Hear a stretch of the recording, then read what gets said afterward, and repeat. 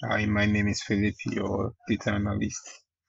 Today we are looking at the supply chain reports, and from the dashboard we have our KPIs and also our fertilizers at the top of the dashboard. The first chart we are looking at is the trend of top 30 revenue generated by price, and from the chart is the line chart that was used to generate this analysis.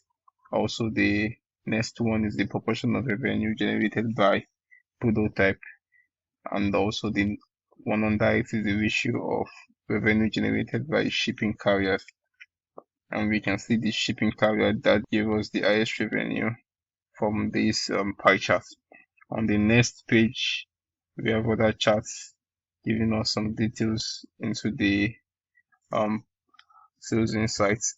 So the trend of the top 20 revenue generated by SKU is the first chart we are looking at here. It's also a line chart. Under it is the trend of top 20 stock level by SKU. And the next on the dashboard is the ratio of distribution cost by transport model. Under that, we have the ratio of shipping cost by the shopping carriers. And the next chart we are looking at is the distribution of defect rate by product type and transportation model. This chart is a bar chart, a clustered bar chart, which shows us the distribution of that defect rate. And under that, we have the analytical deduction. Majorly, it can also be called the summary report.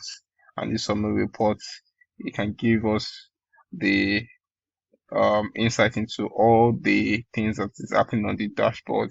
So these are just the summary of what is happening on the dashboard. Also at the top of it, we also have some sliders to interact with. Once we click on them, their interactions, they update the dashboard and give us some details on it. Also, we can also look at the skincare also, and that gives us some changes to the dashboard. So that is all about the